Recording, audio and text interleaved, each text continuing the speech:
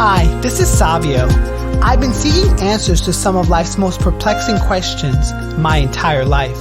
In 2014, I was diagnosed with stage 3 cancer, and ever since, I realized my calling existed outside of what I knew to be familiar. This podcast is home for survivors like myself and those who yearn to build resilience in their mindset and live their best life. In Season 3, the show includes a mix of coaching sessions followed by interviews with those from all walks of life who have been successful in the wellness, business, media, and travel industries. The intent is to show the human experience in its rawest form so that others may glean insight. Nothing is rehearsed. As a board-certified wellness coach, #1 best-selling author, and syndicated columnist, my job is to ask the deep questions of those trying to make sense of their place in this fractured world. I believe life speaks to us in different ways. Many of us listen, but don't know how or where to begin. As someone who has crossed the bridge between life and death, I say simply, begin where you are now and get busy living. If you like today's episode, I would appreciate it if you could share it. Be sure to tag me at The Human Resolve so I can reciprocate in kind. So without further ado, welcome to the Human Resolve podcast. Today's podcast guest is Eve McDavid, Google strategy executive, FemTech entrepreneur, and cervical cancer survivor. As Eve states, I woke up most mornings of my life feeling like I had a gun to my head. Get up, get started, get going. And there are still mornings where I find myself in this very unconscious loop. Hi, Eve. Good to see you. Great to see you, Savio. Thank you for having me. Sure. So what would you like coaching on today? So I would like coaching on working to connect my mental state to my physical body and my senses. And I'll share with you, I've listened to a number of your previous podcasts and I've listened to a number of your guests, and it was really helpful for me to hear other cancer survivors articulate some of these challenges that I think we all go through. And it can be very daunting to look up stories and wonder if what you're feeling is a common experience or your own experience. And as I was listening, it occurred to me that cancer forces so many impossible situations, one of which is what the treatment and therapeutics does to your senses. And I have always been a highly emotionally intelligent person, and I've always led with that. I've led with empathy and understanding and vision and being able to sense a person's energy and behavior and sort of organize how that fits into my understanding of our interactions, how we'll work together, be together, things like that. But what I wasn't prepared for was to have all my senses altered after treatment, and what it means to rely even more heavily on EQ when your body sort of stops sending signals. My senses have improved, but I lost my sense of smell and taste. And for a long time, I would only taste metal in my mouth because of the chemotherapy. I had ringing in my ears that has improved, but it really ticks up with stress. And that's sort of an interesting experiment. When I have ringing in my ears, I have to say to myself, okay, what am I super stressed out about right now? Where is that coming from? Even my vision blurred. And so in the aftermath of so much change in your physical body, and then of course, everything that, you sort of feel on edge about, this was going on in my body. I didn't know about it. I was so sick. How did I, sort of get up every day and go, even though I was so, playing hurt? I found myself totally relying on feelings and emotions and thought patterns.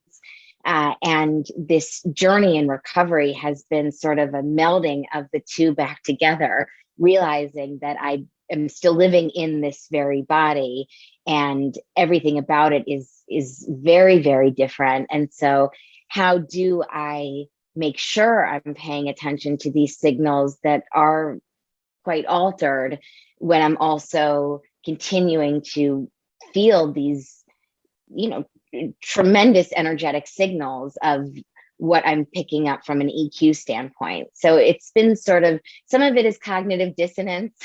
Some of it is like learning to live in your body again and in a changed and altered way and accepting it. But it's been a journey really of my recovery to understand how I, pair my mind with the physical being of my body and believing that the two are working together instead of feeling that, they're very disparate and they're separate. So what I'm hearing is sort of trying to come to terms with what's happening in your mind and your mental state with the senses of what you're feeling and sort of grabbing at. Is that correct? Yeah, that's right. That's right. So what would be a really good outcome for today?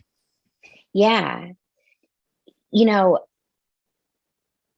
We've talked a little bit about this idea of embodiment, and that cancer was a moment for me that it was this like blaring siren, pay attention. And I can hear that, I've like put that on the loop in my mind. But I want to make sure that when my body is sending me a signal, if it's tightness in my chest, if it's anxiety dreams, if it's a quickening pulse or sweat down my back, that's just as important to me. And sort of I'm aware of that in the moment as I am the idea of I really, really care about how I feel in this situation. And I want to make sure that I'm doing something that is good for me first, good for the folks who are closest to me next, and then for everyone else. And it's sort of a reminder of how to take care of myself, how to pay attention when these feelings, either sensory or emotional, are presenting themselves, and understanding, what is fact, what is feeling, what's something to act on, what's something to think about and table, and maybe perhaps coming up with a thought process or a way to check in with myself on what to pay attention to, what's important, what's a signal, and digest that first before thinking, okay, I need to do something about it, or I need to act, or I need to share this, or I need to change something. So what I'm hearing is a process to check in with self before you act, before you do something. Is that correct? Yes. Yes. So yes. Eve, what was life like before cancer? Ooh. Yeah. Sometimes I feel like I was born the day I was diagnosed. It has been such a profound change in my life. And I think a lot of it has to do with the timing of it all. I was diagnosed in January of 2020. I was 8 months pregnant, living in New York City with my husband and my toddler. And I underwent treatment during what I call peacetime, meaning I showed up to my hospital every day and my oncologists did their day job of treating cancer patients until early March of 2020, when all of a sudden my hospital became one of the epicenters of the COVID-19 pandemic in New York. And I watched my care professionals feel the panic that we were all feeling. And that was a state of alarm that I hadn't and no one had anticipated, none of us could anticipate, right? But it totally changed my understanding of what my crisis was, because now my personal existential crisis existed in the world's existential crisis. My life before cancer was powerful. And thinking back, I'd like to say it was deliberate, although I certainly wasn't as aware, I think, as I am in its aftermath. I've had a very successful career. I'm very proud of my success. I've navigated success independently from a very, very young age. I learned how to make money. I learned how to, foster relationships and find mentors, find folks who would lend a hand or lend advice or help me through. And I learned to work incredibly hard. And that hard work has a way of converting into the only work, meaning that I felt very comfortable being incredibly busy. There was a point in time very early in our marriage where my husband was like, well, like, why, like, what does the next promotion mean? And I had like my, like white knuckling my, the seat of the chair, being like, what do you mean? That's exactly what this is for. It's the next promotion, and then the next promotion, the next promotion. He said to me, well, Eve, like, what would you do if you had more time? What would it look like if, there were other parts of your life that sort of filled in this pie more? And I didn't have a great answer to that, and it made me very uncomfortable to even explore what that meant. And so, my world really revolved around building my career, building my family, and sort of on the fly figuring out what, if there was balance, what that looked like. And then, cancer skidded everything to a halt. It was winter, and so it was before the pandemic, but I was immunocompromised. We were worried about common colds and the flu.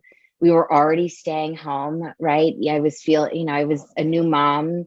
I was in this period of postpartum, trying to figure out how to bond with my baby while I wasn't there.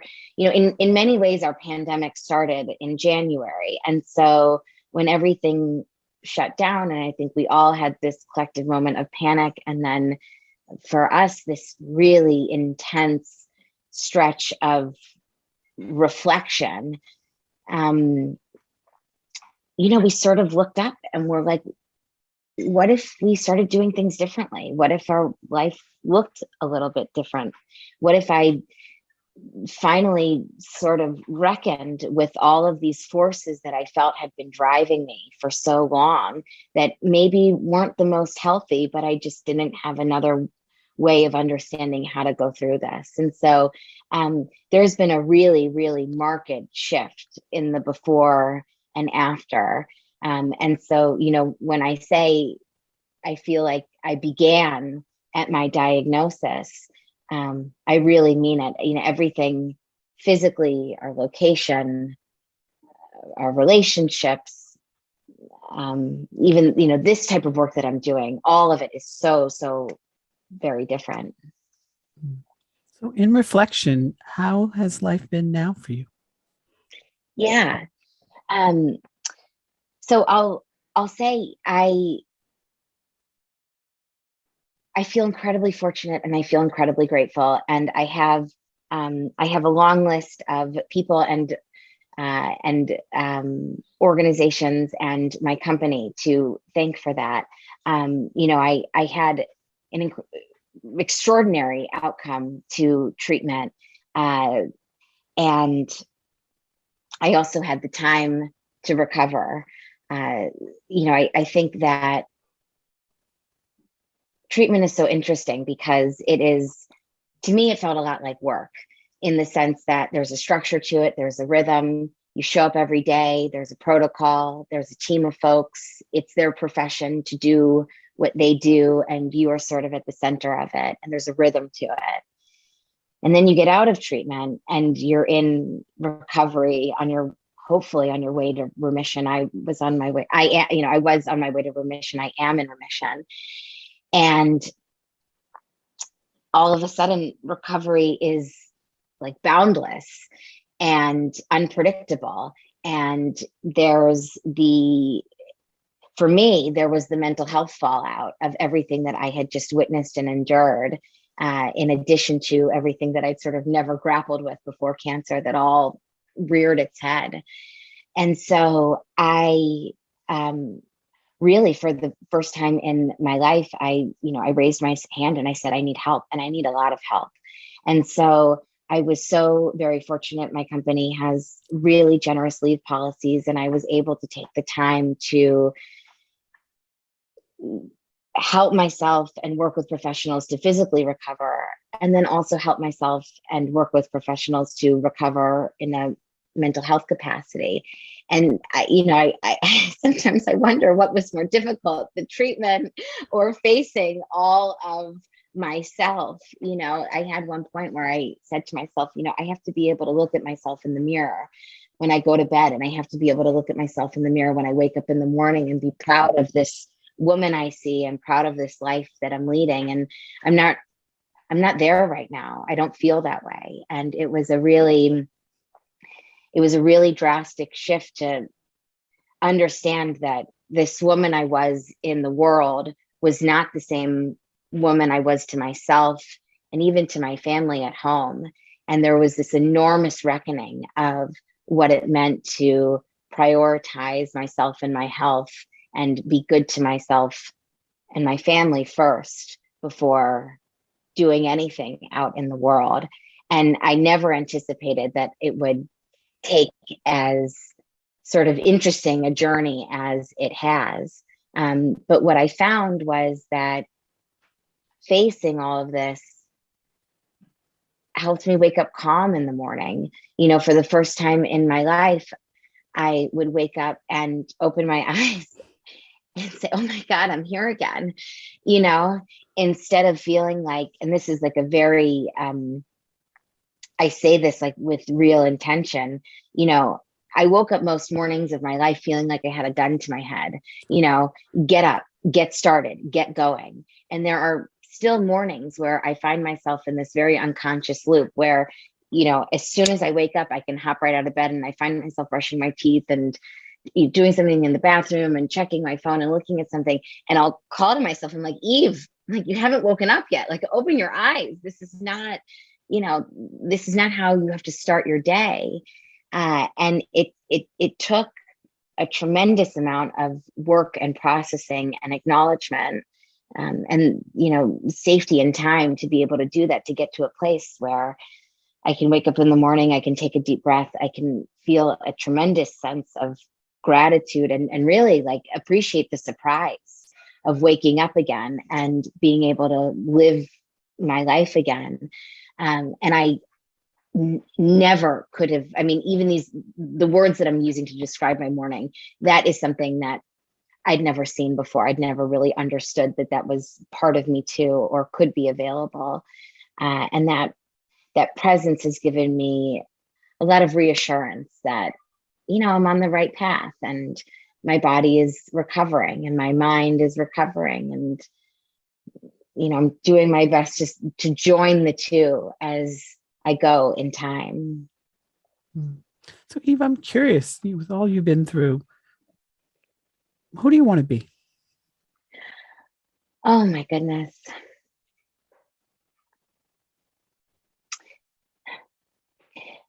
I want to be a woman who helps other women.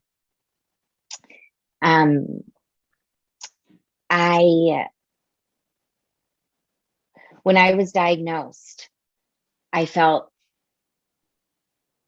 so many conflicting emotions all at once. And actually, I've been reading Brene Brown's book, Atlas of the Heart, where she talks about our brain's capacity to feel conflicting emotions and how it develops, perhaps later than we think, although our brains develop for so very long, much longer, than like our actual, we begin using them much earlier than, than they're fully formed. And when I was diagnosed, I had the fear and the terror and the sadness and the grief that I think is very both particular and common when you experience a cancer diagnosis. And then I also experienced so much shame and humiliation. Not that anyone had said you should be ashamed of a cervical cancer diagnosis, but my thought stream, right, was, okay, well, I'm someone who had always sought preventative care. I was up to date on my Pap test. I had the HPV vaccine in my 20s.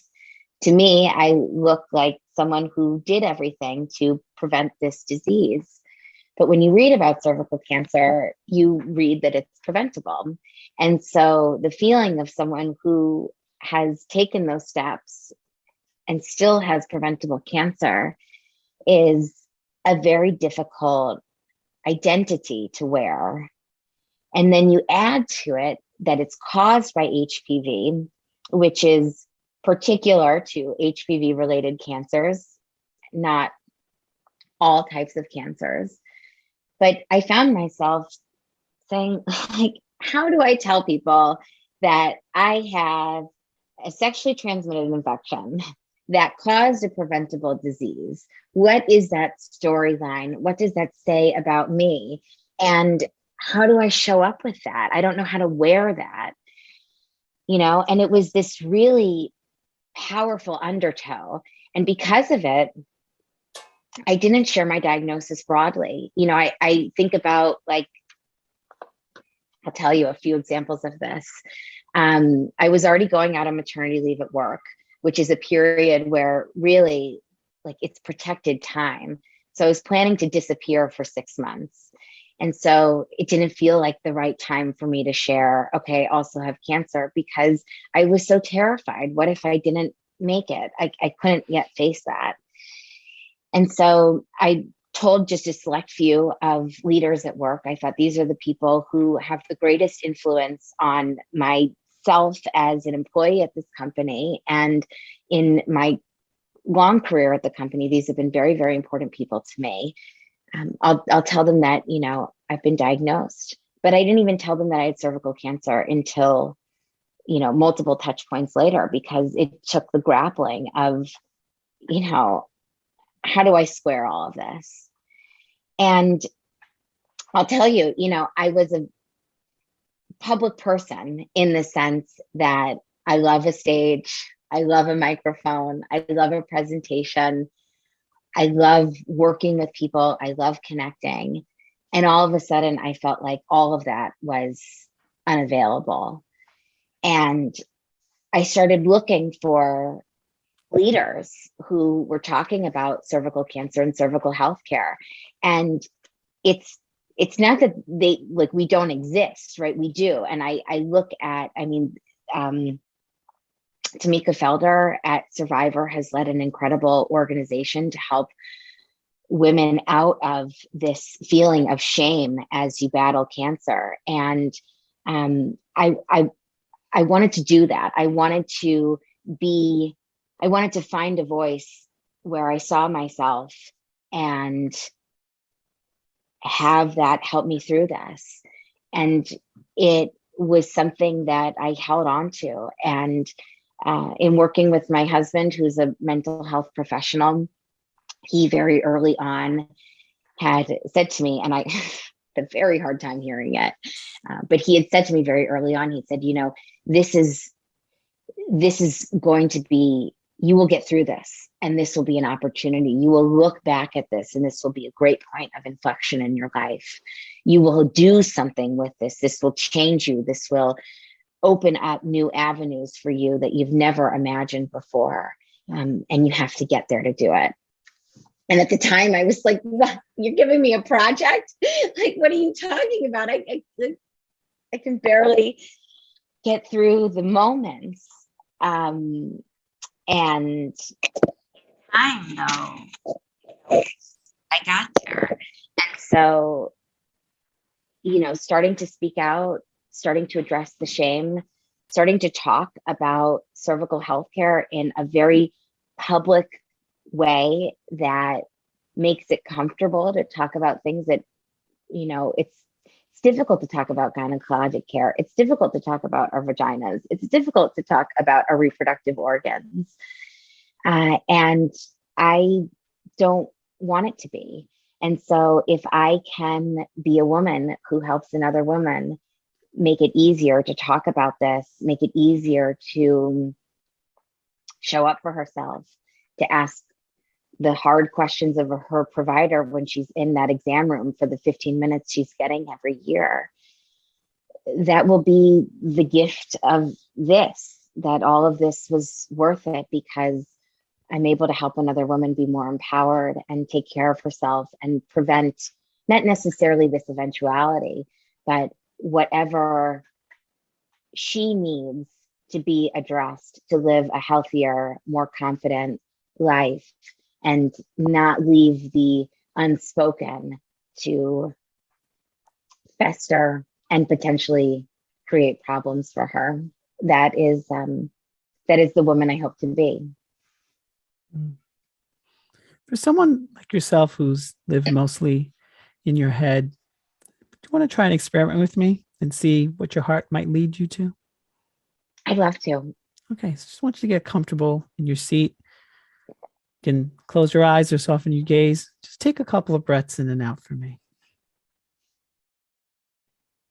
Just want you to focus in the area of the heart. Just tell me if anything's bubbling up for you or coming up. When you think I'm trying to be patient. When you think about all that you've been through, cancer, pregnancy, COVID, and the aftermath.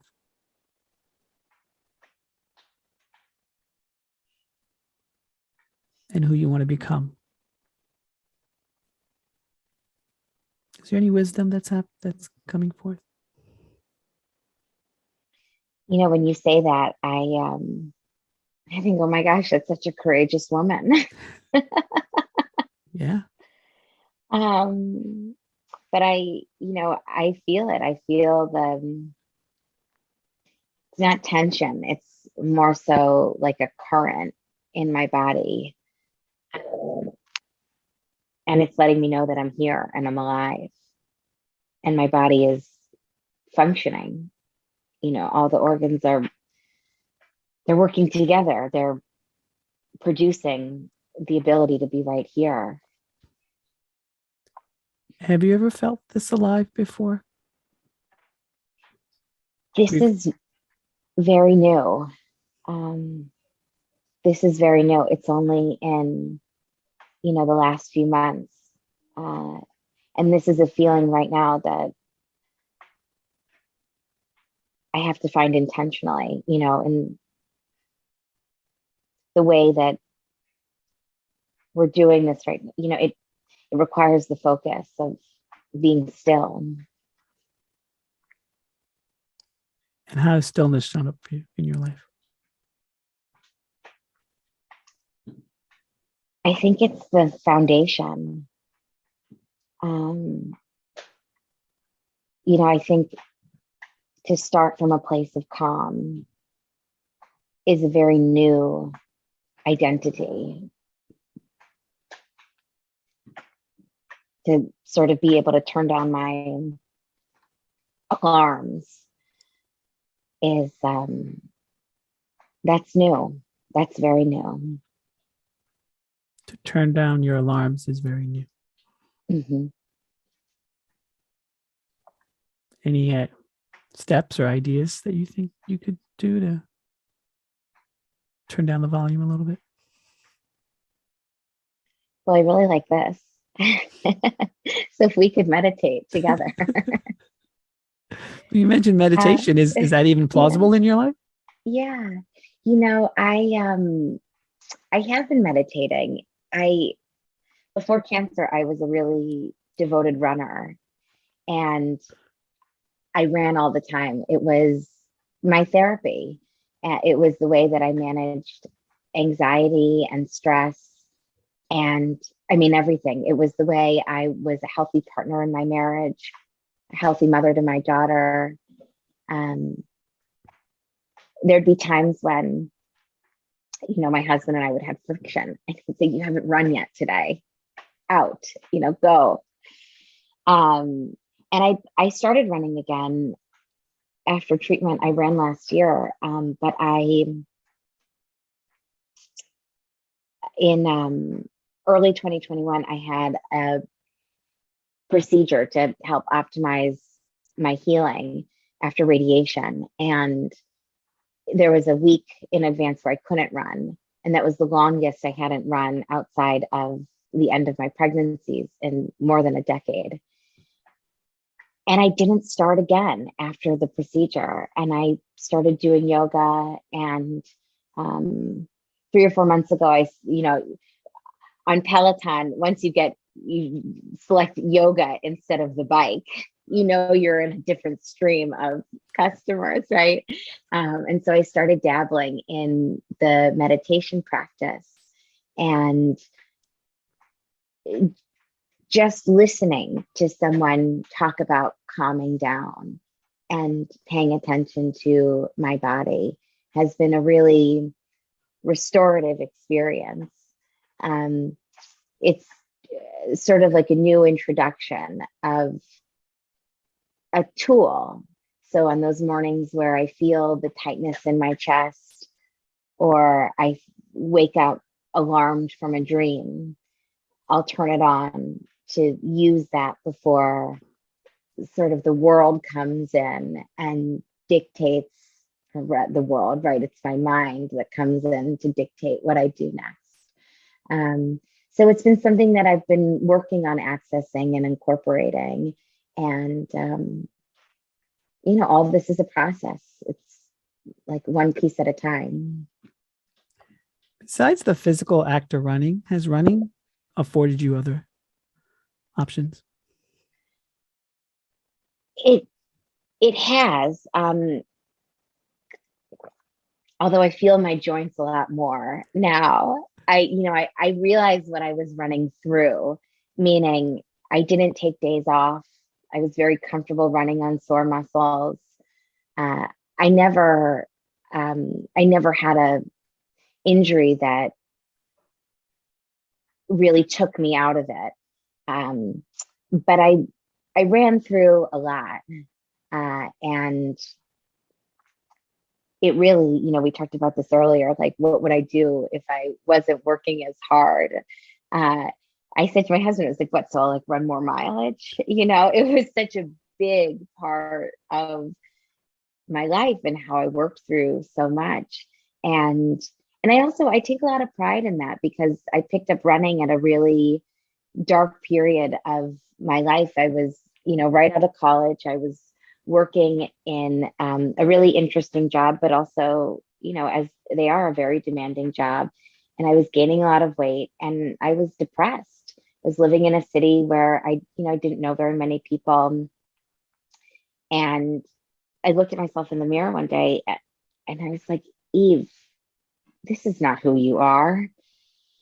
And I started running the next morning, and I just didn't stop, so the function of exercise was a hugely important part of me getting through every day. It was a release valve. It was a tension turn down. And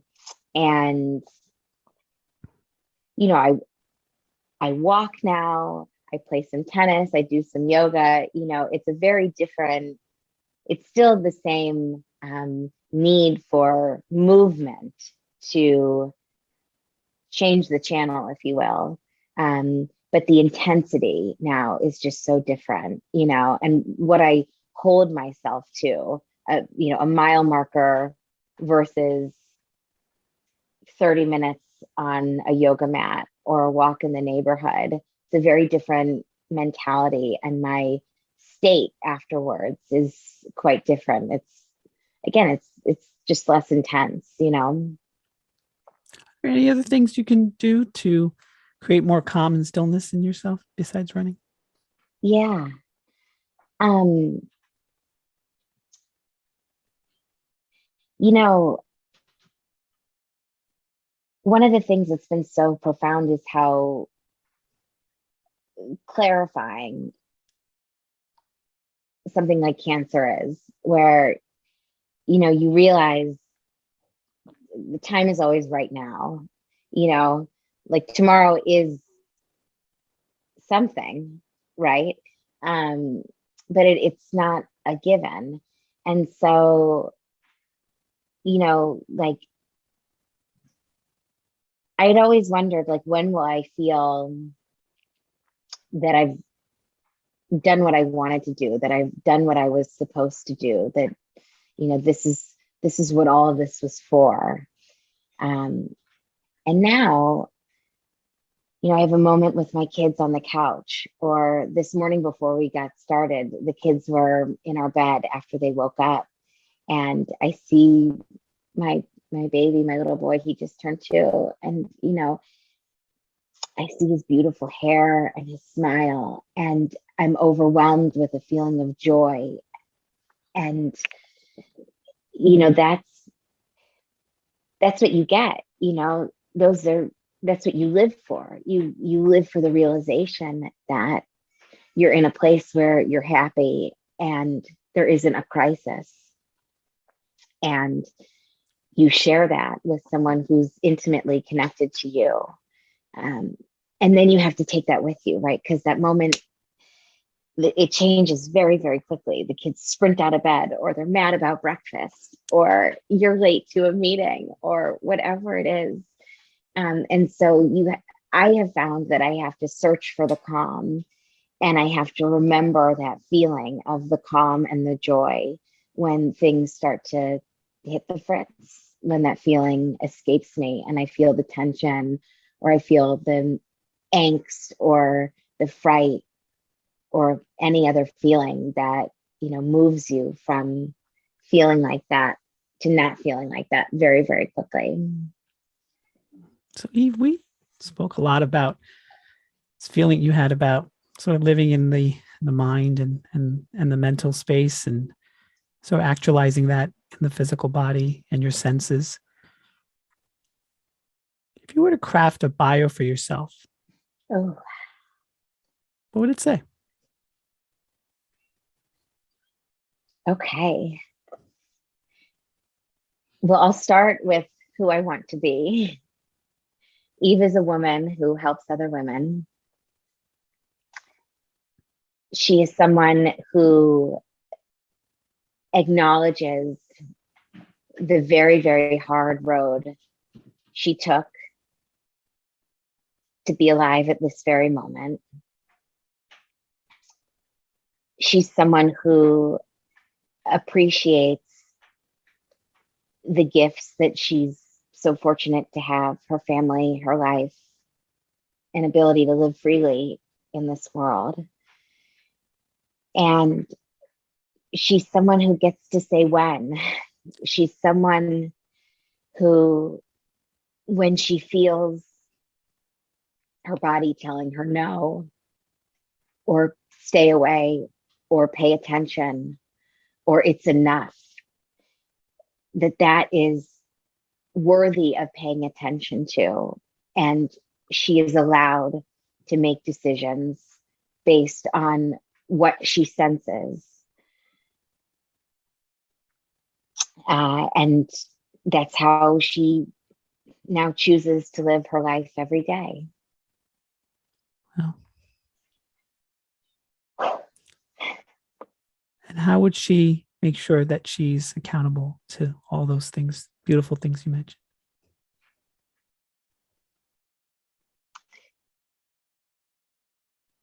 So one of the things that I've started doing this year, every year, my husband and I talk about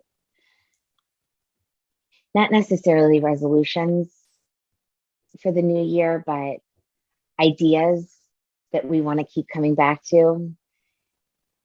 This year, mine is stay open.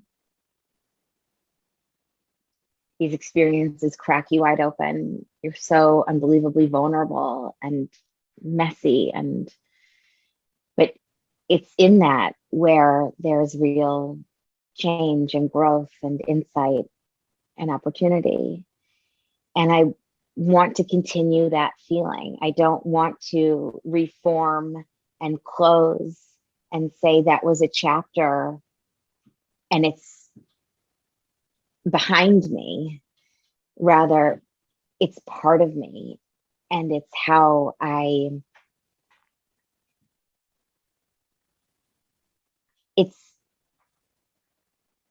always wondered, in the last 2 years, I've wondered, you can get through this, but do you ever move on? You know? And I think in our work where we choose to stay in what it means to talk about cancer, to help other people through it, it's an acknowledgement that it's part of you, it's this piece of us that lives with us, and we take that with us in the way that we interact.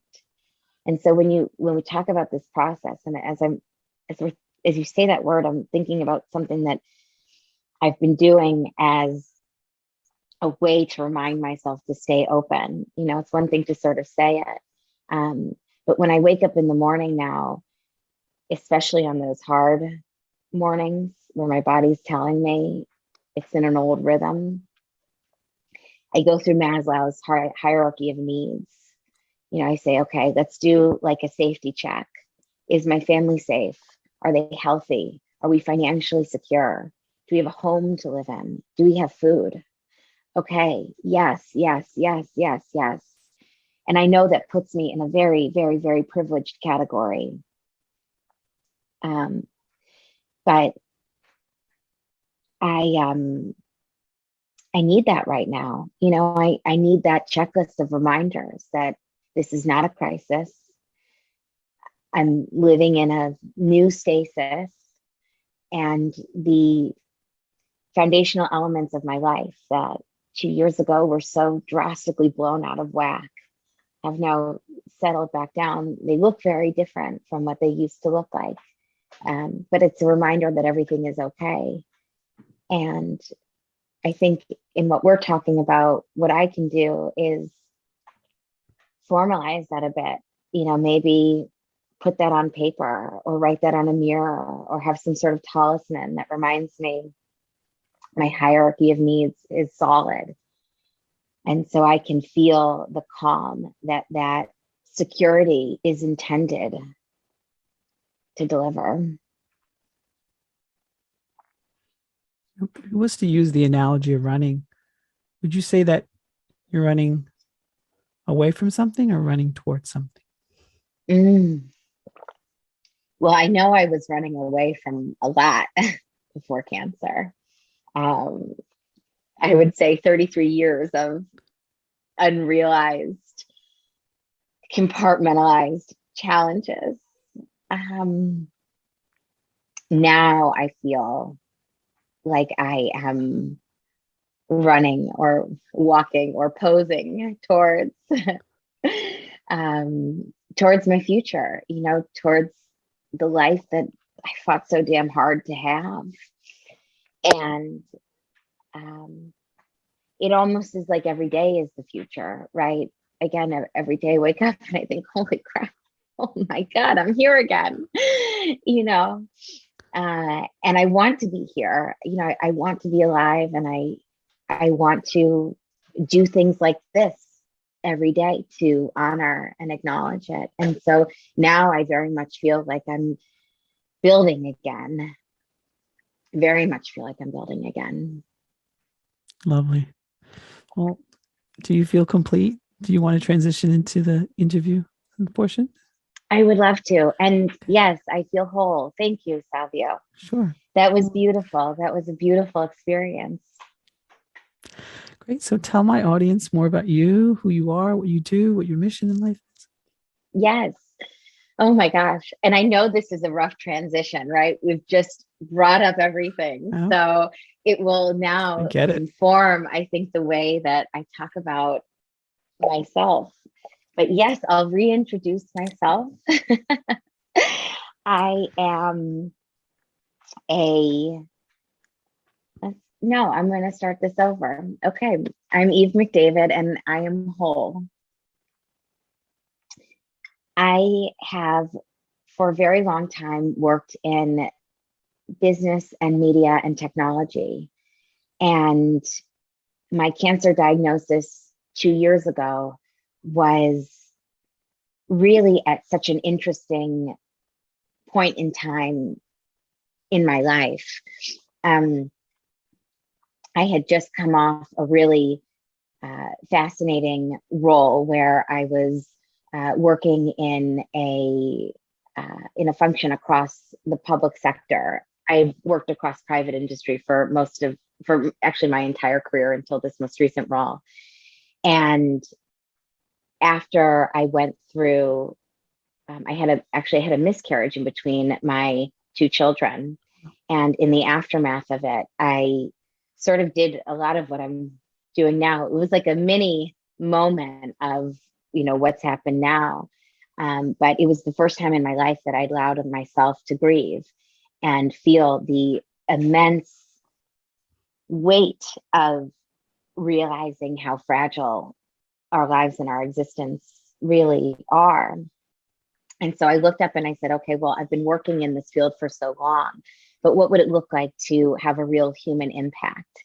And so I made a very deliberate decision to transition from a role where I was working in a sort of consumer capacity to working across government entities, getting involved in policy and politics, and seeing how my work could have a real human impact. And so as I was planning for my maternity leave and taking 6 months off and then, jumping right back in and getting started, all of a sudden I was diagnosed with cancer. I had a new baby and I was in total shock.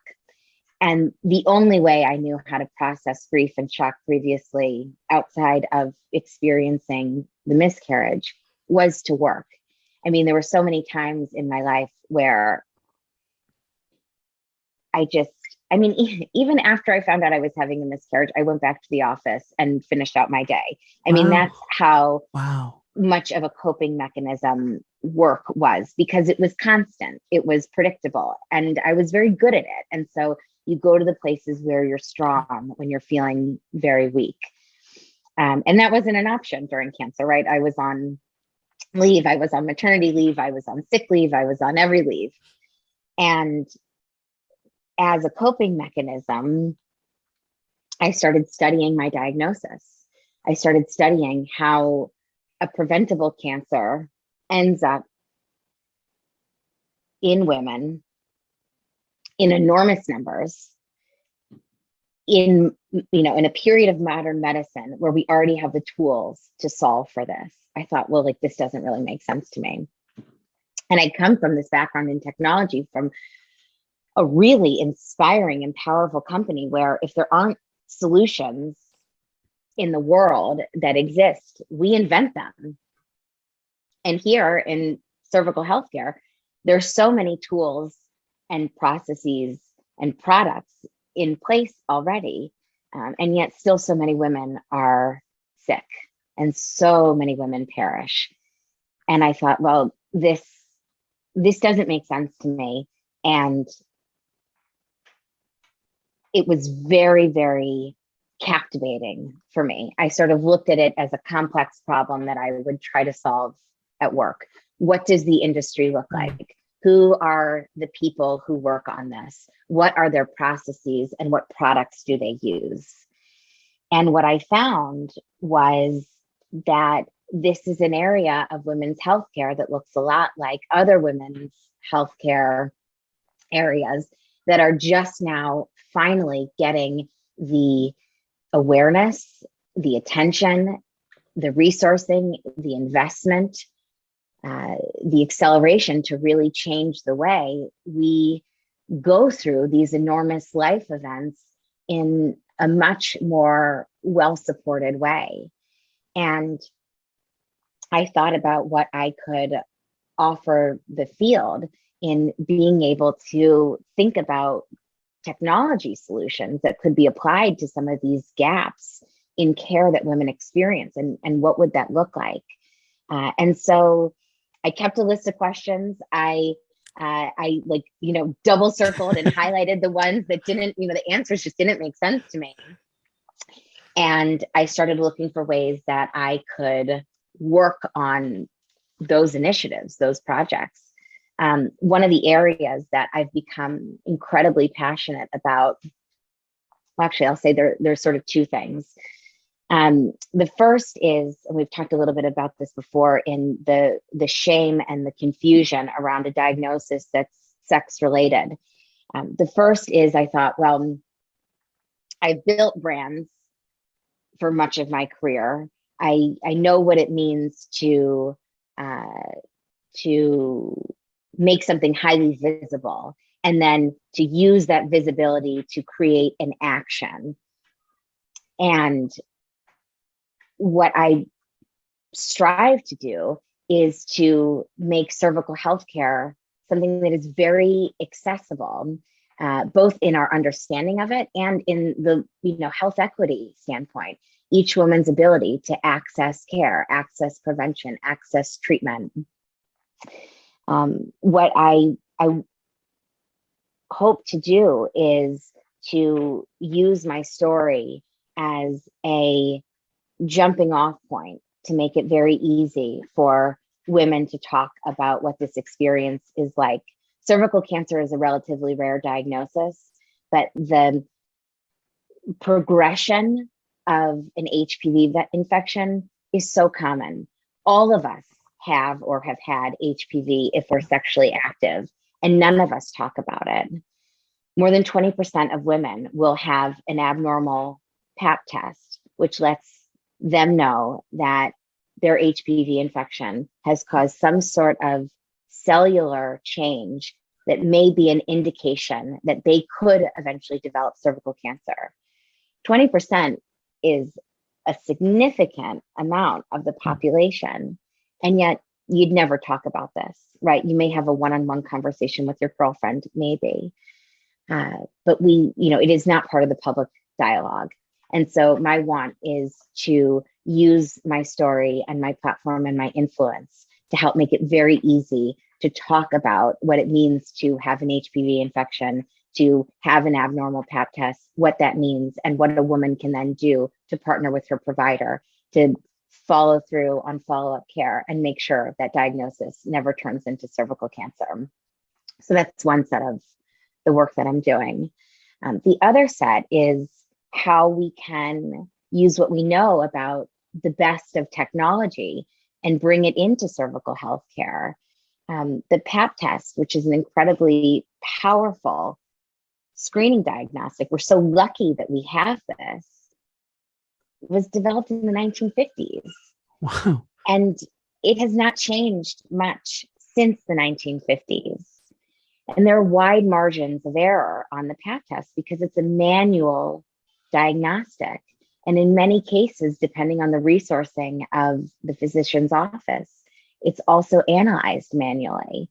And so you have cases of false negatives and false positives where the lay woman doesn't know that when she goes in for screening. She doesn't know, whether she should be concerned about the accuracy of the diagnostic. Well, there's an incredible movement to bring things like artificial intelligence and machine learning into the actual analysis of the diagnostic and the sample, so that the heavy lifting is, taken off from a manual standpoint, but also the accuracy of the diagnostic is improved. And, we use this technology in marketing tools. Like if you are advertising your podcast, you're using machine learning and artificial intelligence and the tools that are powering your advertising. So if we're using it in advertising, why are we not using it in the foundation of women's healthcare, right? So it's ideas like that I thought this is a real area where my background pairs so well with this personal experience. And I believe that my involvement can help advance this field. And so this is, one area that I'm super passionate about in our use of technology to advance it. I have a number of other projects underway that I'm just so excited about. And the long-term vision of all of this is cervical healthcare, the state of it, our standard of care should reflect the best technology that exists today in the safest application possible to give women the best possible outcomes. That's what I stand for. Yeah. I wanted to also thank you for contributing to my interview series, I Survived Cancer, Here's How I Did It. In you sharing your story, what have you learned? Well, thank you for the opportunity. Thank you so much. I have read and reread our interview. That's another sort of talisman for me, right? In those days where things go a little bit haywire, I look back to a work like that and I think, oh my goodness, it's just so remarkable. What I have been so moved by is the deluge of women and families who've been touched by cervical cancer or other HPV related cancers who have reached out to me to say, you are the only person I've ever shared this with, but I also have HPV, or I had cervical cancer, or someone in my family passed from cervical cancer and we never felt comfortable talking about it. And so this is such a significant barrier to our ability to feel our way through this, to get the care we need, to stand up for ourselves. If we're so embarrassed to talk about what's going on with us, how does that show up in every interaction, right? Even if we put on our emotional equipment and armor, if you still have that running in the background of, I should be embarrassed about this, this is uncomfortable, how does that color the way that we're showing up? And so what I've learned is a little bit of experimentation with this hypothesis, right? If you shine some sunlight, if you put some daylight on something, does it take away the boogeyman? Does that fear dissolve? Does it make it easier? And it certainly made it easier for myself. I mean, even, I used the word vagina earlier. I don't think I'd ever say that so confidently before all of this, it has totally transformed my ability to talk about myself. And it has been a real leap of faith to say, I'm putting this out into the world. I chose to do this in a very professional way. I'm using LinkedIn as my primary thought leadership platform, which meant, okay, I went from not being able to tell anyone at work that I had HPV and cervical cancer to I want the world to know I had HPV and cervical cancer. And it has been one way that I've been able to peel back all of these parts of myself that I'd built up to protect. And now I realize that, what was I protecting? I was hiding the fear from myself. And I see how it makes a difference for the folks who are reading this. And I want to do more. I'm encouraged to do more. Oh, that's so beautiful. So tell my audience where they can find you or connect with you online. Absolutely. So you can find me on LinkedIn. Eve McDavid is is it a handle on LinkedIn? I don't know. You'll find me at Eve McDavid on LinkedIn. You can also find me on Twitter at Eve McDavid. And then you can also see my work on evemcdavid.com. And I have featured some of the technical projects that I'm working on there too. And so if you'd like to learn more about that, I'm very eager for anyone who's interested to get involved. Please subscribe, send me a note if it's something that, this this touches you and it resonates and you're interested in exploring more, I'd love to hear from you. Well, Eve, thank you so much. This was such a beautiful conversation. Thank you so much. Really appreciate it. Fabio, thank you so much for having me. And it's just such a pleasure to work with you in this capacity. It's really such an honor. So thank you too. Sure. I really hope you enjoyed listening to today's podcast episode of The Human Resolve. If you feel that others may enjoy this episode as well, please share socially at The Human Resolve. You can also visit my website, thehumanresolve.com, where I offer one-on-one coaching sessions, a subscription to my weekly newsletter, where I probe into the secrets from living smarter to feeding your 3 brains, and my author website, isurvivedcancer.co, where you can purchase my #1 best-selling book, I Survived Cancer and Here's How I Did It. 35 cancer survivors share their journey, and view the book trailer, including excerpts from the book. If you could also help me out and give me a review and rating on this podcast platform, because I do care what you have to say, I would really appreciate it. Now, get out there, my friends, and get busy living.